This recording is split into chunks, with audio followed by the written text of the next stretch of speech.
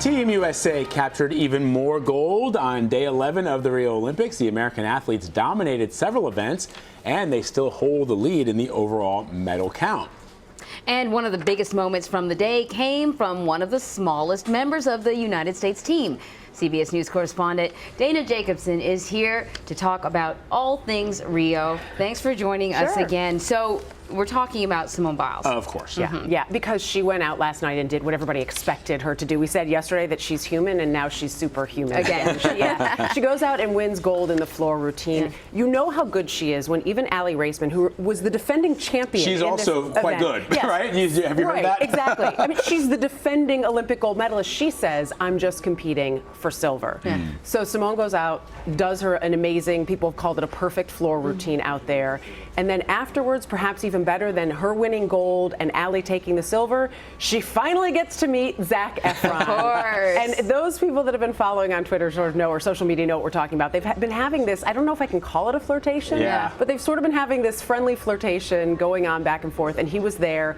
Great video of him about to take a picture with her. There's, I think it was Snapchat, or it may have even been Twitter where she put it up. Here it is. Yeah. He gives her a kiss, and she was like so surprised. She's like, this moment. We all know that moment with our crush, whoever we've had. Didn't she have a cardboard cutout of him in her bedroom or something like that? I mean, it's just incredible to think all that she has done. And there's talk already. Can she come back and do it again in Tokyo? She's 19 right now, so you're looking at 24. People have asked that even about Aly, who that would be her third Olympics at 26. Her coach says possible physically, but think of all she'd have to give up.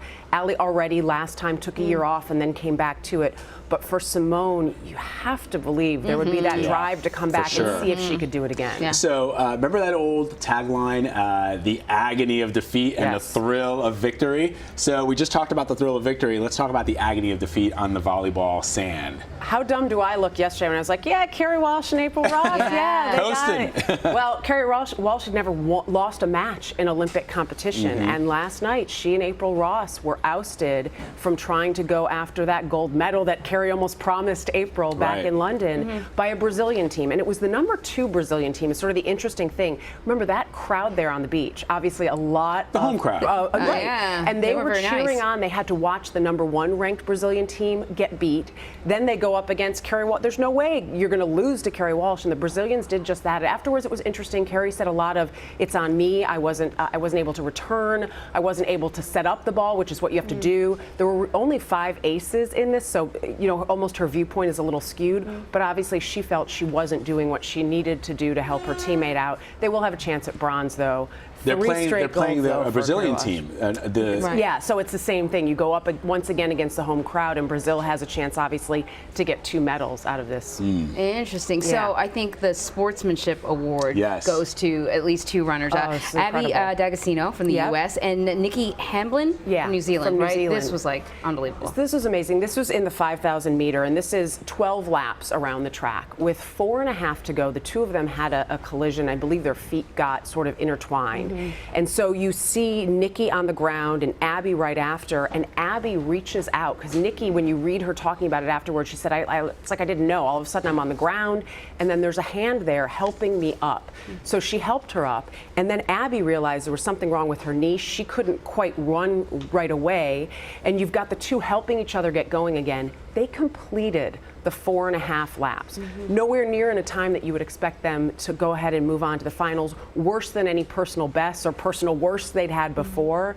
Yet they move on to the finals. Basically what can happen is a team can apply and say, look, this shouldn't have happened on the track. They shouldn't have fallen. You don't know what they would have done. Look at their other records. So they can compete. Abby, the question is, and I haven't seen anything yet, about how her knee will be. She was able to run and finish, but she had to be taken off in a wheelchair. So, but great sportsmanship. You're right. It's what the Olympics is about. Let's talk about what's blown up on Twitter right now with regards to Ryan Lochte and the robbery that he says occurred last week. Over the weekend. It's been interesting. Even at the time, people were like, why didn't he report it right away? And they said, this was Lochte and 3 of his teammates, we were worried we'd get in trouble because we were out so late and we were in this taxi.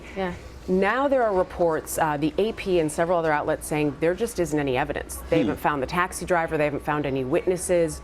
The Daily Mail from Britain has posted some video of the return to the Olympic Village of these athletes and showing them going through security, the stills from that, showing them sort of joking around. And so people have questioned, if this happened, would you be joking around? Now, right now, Ryan Lochte is back in the U.S. He arrived back here yesterday. There was a report, though, that the Brazilian authorities had some passports, not his, obviously. Right, and there was one report saying they'd seized passports. The USOC, so the U.S. Olympic Committee, has said no athletes have been detained. They do want to question them again. There was a judge in Brazil who, one report said that the judge ordered them to stay in the country. The problem is, again, Lochte's already gone. But the other 3 swimmers, we're not certain about right now whether they're still there. But there is his attorney, Ryan Lochte, we believe he issued a statement on his behalf. And it says right here that Ryan is safely back in the United States with his passport, because we're talking about whether or not the passport was seized, that they have no information about the Brazilian authorities attempting to keep him in Brazil for further investigation. And he says, I'm shocked to hear that they would go to such measures, as he has been nothing but cooperative with authorities. So who knows? They just want to know more, obviously, and they haven't gotten answers that they're looking for. To give these athletes the benefit of the doubt, a robbery in a big city like Rio, with a huge influx of tourists, it'd be kind of hard to track somebody down. Right, and I do know that they've been looking at various cameras that have been positioned at certain places where they could find them at one of the nightclubs, at one of the places. So maybe they're trying to piece things together. Again, remember, these guys said they've been drinking, and there were a lot of details that they didn't remember. Yeah. All right. Dana Jacobson, always good to have you. Good to be here. Thank you.